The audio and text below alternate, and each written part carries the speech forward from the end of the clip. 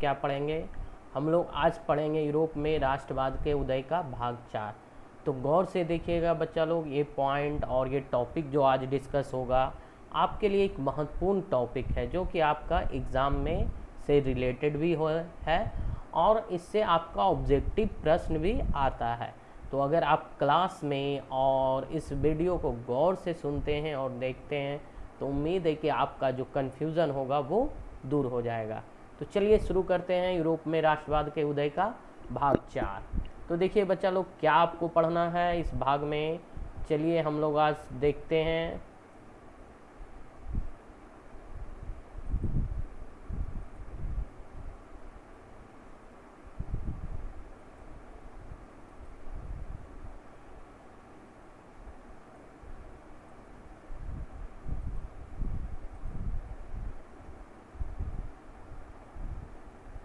तो देखिए इसमें आपको क्या पढ़ना है, आपको क्रांतियों का युग के बारे में पढ़ना है बच्चा लोग। किसके बारे में आपको पढ़ना है?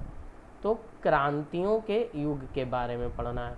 ठीक है बच्चा लोग, तो आप इस भाग को गौर से देखिए और समझिए।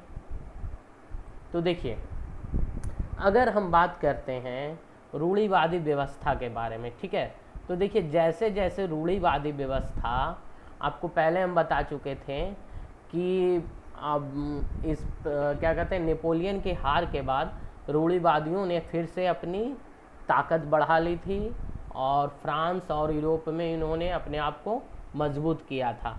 ठीक है, तो देखिए रूढ़िवादियों ने अपनी ताकत बढ़ाई और खुद को मजबूत बनाने की कोशिश की। ठीक है, तो इनका जो ताकत बढ़ा, इसको यूरोप के अनेक क्षेत्र में कहीं ना कहीं उदारवाद और राष्ट्रवाद की क्रांति की ओर ये यूरोप के देश गए, क्योंकि इनको उदारवाद और राष्ट्रवाद की क्रांति से जोड़कर देखा जाने लगा। ठीक है, अब देखिए इटली, कौन सा? इटली और जर्मनी के कई राज्य, ऑटोमन साम्राज्य के सूबे, ठीक है, और आयरलैंड और पोलैंड के कुछ ऐसे क्षेत्र थे, ठीक है, जहाँ पे क्रांति हुआ था। किसके खिलाफ? रूढ़िवादियों और राजशाही तंत्र के खिलाफ। ठीक है बच्चा लोग, अब बात करते हैं इन क्रांतियों का नेतृत्व किसने किया था। ठीक है, तो देखिए इन क्रांतियों का जो खास के जो क्रांति हुए इन देशों में, तो इनमें मुख्य रूप से किन का योगदान था? तो इनमें उदारवादियों और राष्ट्रवादियों लोगों का योगदान था। ठीक है, और ये जो उदारवादी और राष्ट्रवादी लोग थे वो शिक्षित और मध्य वर्ग के लोग हुआ करते थे। अब शिक्षित और मध्य वर्ग के लोग कौन हुए बच्चा लोग?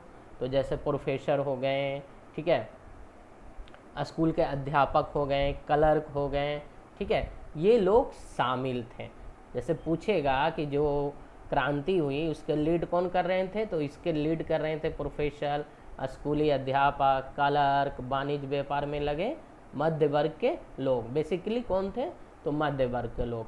ठीक है, अब देखिए जो पहला विद्रोह हुआ था, ठीक है, तो रूढ़िवादियों के खिलाफ अगर हम बात करते हैं, वियना कांग्रेस के बाद, वियना संधि के बाद जो पहला विद्रोह हुआ था बच्चा लोग, वो हुआ था जुलाई में 1830 में। कब हुआ था?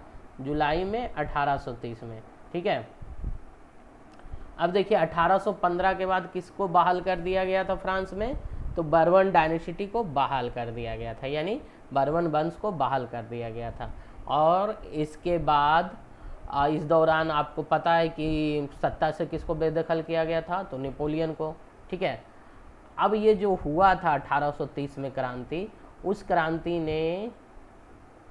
क्रांति के बाद उदारवादियों ने क्या किया था? इन बर्बन डायनेसिटी के लोगों को उखाड़ फेंका था। ठीक है, और उसके बाद इन लोगों ने क्या मांग किया था? इन लोगों का मांग था कि एक संवैधानिक राजतंत्र, कैसा राजतंत्र हो? संवैधानिक राजतंत्र की स्थापना हो। और इसके अध्यक्ष कौन बने? तो लुई फिलिप बना। ठीक है, तो इसी बात पर लुई फिलिप जब अध्यक्ष बना था, तो ये जो मैटरनिक था, जो कह सकते हैं कि ये एक प्रकार का तानाशाह था, तो इसने कहा था कि जब फ्रांस छींकता है, यानी फ्रांस में जब कोई परिवर्तन होता है, तो बाकी यूरोप को सर्दी जुकाम हो जाता है। यानी कहने का अर्थ था कि जब फ्रांस में कोई क्रांति हो या कोई परिवर्तन हो, उसका असर पूरे यूरोप में देखने को मिलता है। तो देखिए ये जो क्रांति हुई, इसके बाद आप क्या कह सकते हैं कि इसका असर आपको दूसरे देशों में भी मिला, जैसे कि जुलाई क्रांति से ब्रुसेल्स में भी क्या हुआ, विद्रोह भड़क गया। तो आपको उम्मीद है कि यहाँ तक समझ में आया होगा बच्चा लोग। चलिए अब आगे की ओर देखते हैं। अब जो यूरोप, ब्रुसेल्स में यूरोप भड़का, विद्रोह भड़का, उसके बाद क्या हुआ कि यूनाइटेड किंगडम और नीदरलैंड क्या हो गए, अलग हो गए। ठीक है बच्चा लोग। अब देखिए ये जो ऐसी घटना हुई जो वो पूरे यूरोप के शिक्षित अभिजात वर्ग में किसका संचार किया, तो राष्ट्रीय भावनाओं का संचार किया। ठीक है, कैसी भावनाओं का संचार किया, राष्ट्रीय भावनाओं को। एक और घटना हुई उस दौरान, क्या एक और घटना हुई, यूनान का स्वतंत्रता संग्राम। ठीक है, आपको पता है कि 15वीं शताब्दी से ही यूनान किसका भाग था, तो ऑटोमन साम्राज्य का भाग था। यानी यूनान पर किसका कब्जा था, तो ऑटोमन साम्राज्य का कब्जा था।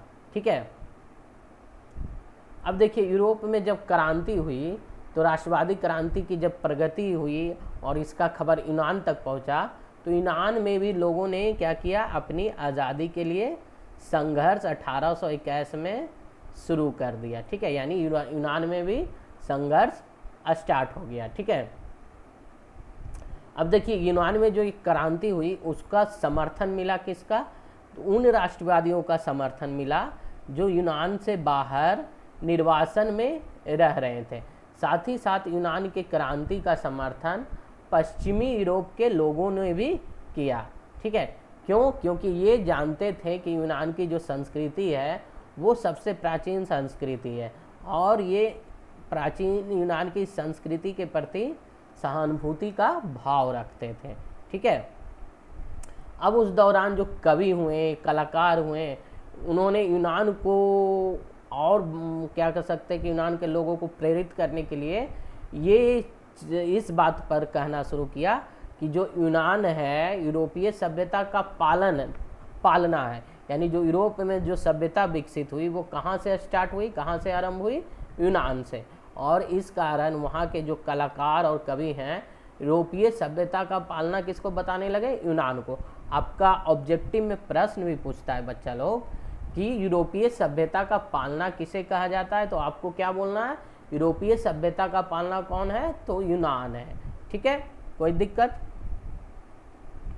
और देखिए अब जब ये लोग यूनान में लोग खड़े होने लगे तो लोगों के क्या कहते हैं, हौसला अफजाई से, लोगों के समर्थन से यूनान में मुस्लिम साम्राज्य के विरुद्ध, जो कि उस समय कौन साम्राज्य था, ऑटोमन साम्राज्य। ठीक है, तो जो मुस्लिम साम्राज्य के विरुद्ध यूनान में लोगों के ने क्या किया, संघर्ष के लिए जनमत उठाया, मतलब जनमत आया, लोग तैयार हुए।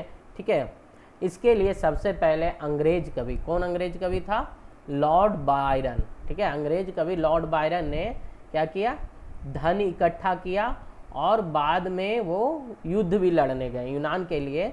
वो युद्ध भी लड़ने गए किसके खिलाफ, तो ऑटोमन साम्राज्य के खिलाफ। ठीक है, तो युद्ध मैदान में ही बेचारे बायरन जी का 1824 में क्या हो गया बच्चा, बुखार से इनकी मृत्यु हो गई। ठीक है, अब देखिए आज के समय में बुखार होता है तो आदमी दवाई खा लेता है, डॉक्टर को दिखा लेता है, लेकिन उस समय और खास के ये युद्ध मैदान में भी थे तो उस समय ऐसा कुछ संसाधन नहीं था जिसके कारण इनकी बुखार से मृत्यु हो गई। ठीक है, अब देखिए लंबे समय तक संघर्ष चला।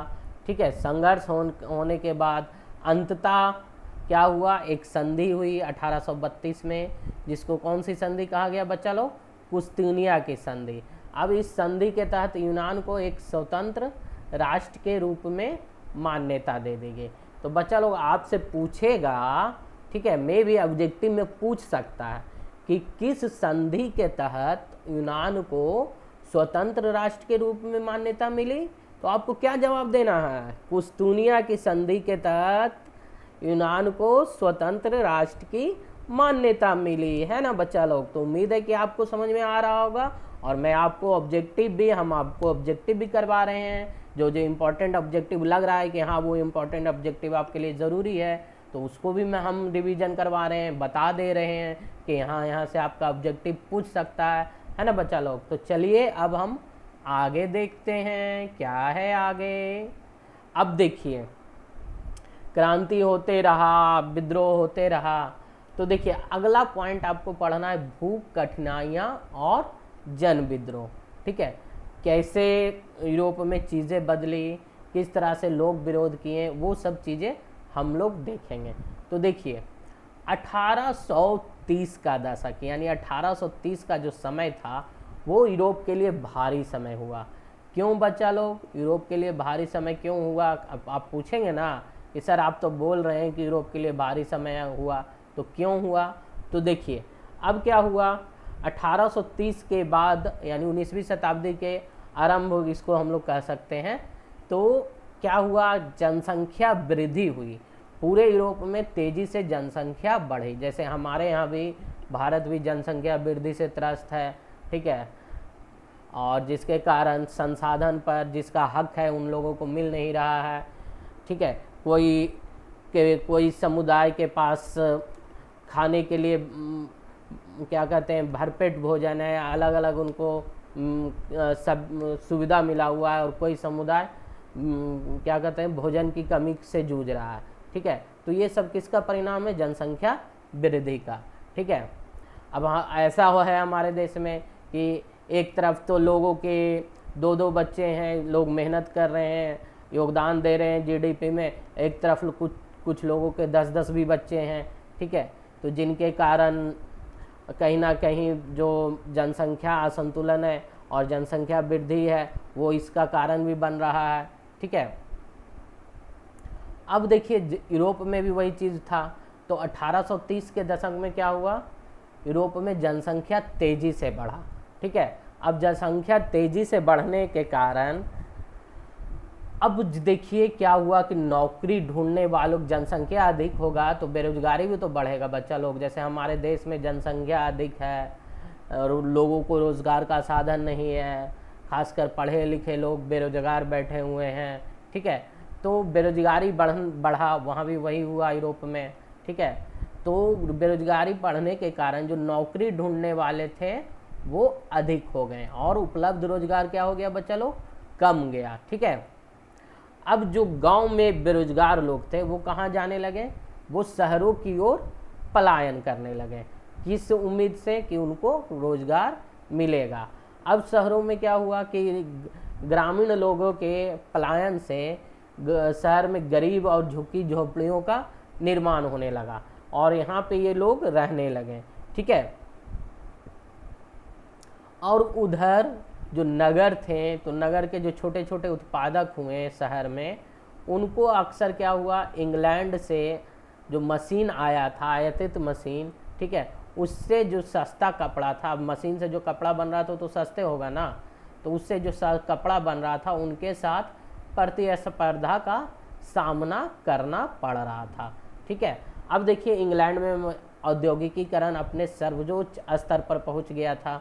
ठीक है, अब ये जो हो रहा था कंपटीशन महाद्वीप में, यह प्रतिस्पर्धा कौन से क्षेत्र में ज़्यादा हो रही थी, तो कपड़ा उद्योग में। ठीक है, क्योंकि ये जो कपड़ा था उसका उत्पादन मुख्यतः घरों और छोटों कारखानों में होता था। ठीक है, और कुछ ही भाग मशीनों से उत्पादित हो जाता था। ठीक है, तो देखिए यूरोप में जो उन इलाकों के बारे में बात करें जहां लोग सत्ता में थे, कुलीन वर्ग सत्ता में था। ठीक है, तो कुलीन वर्ग अपना मनमानी कर रहा था, जिसके कारण जो कृषक थे उन पर कृषक को सामंती शुल्क और अन्य जिम्मेदारियों के तले वो दब गए थे। यानी कृषक को परेशान किया जा रहा था, कभी इस चीज़ का टैक्स लगा दिया जाता था, कभी उस चीज़ का टैक्स लगा दिया जाता था। ठीक है, जिससे लोगों में बेगारी बढ़ी, बेरोजगारी बढ़ी, भोजन की कमी हुई और साथ ही साथ जनसंख्या बढ़ने के कारण और बेरोजगारी के कारण खाने पीने की चीज़ क्या होने लगे, खाने पीने की चीज़ों का मूल्य बढ़ने लगा। ठीक है, और कभी कभी क्या होता था कि फसल भी खराब हो जाता था, तो फसल खराब होने से शहरों और गाँव में व्यापक गरीबी फैल जाती थी। तो इस तरह से लोग परेशान हो रहे थे और जो तानाशाही व्यवस्था था, जिसको हम लोग कह सकते हैं रूढ़िवादी व्यवस्था भी, वो लोगों की भलाई के लिए कुछ काम नहीं कर रहा था। ठीक है बच्चा लोग, तो आपको उम्मीद है कि इतना तक समझ में आया होगा। ठीक है, तो नेक्स्ट क्लास में हम इसका आगे का भाग डिस्कस करेंगे बच्चा लोग। तो आप लोग पढ़ते रहिए, हम लोग नेक्स्ट क्लास में हम लोग मिलेंगे।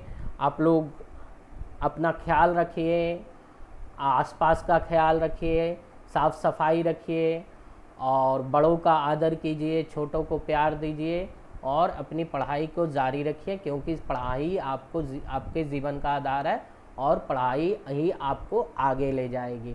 तो मिलते हैं बच्चा लोग हम लोग नेक्स्ट वीडियो में, तब तक के लिए बाय। ठीक है।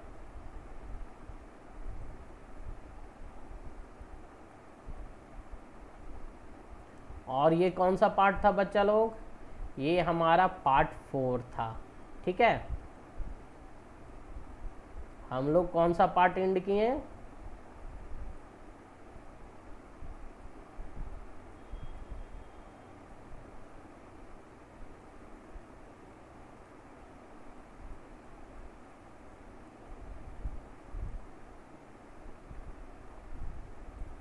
Bye everyone.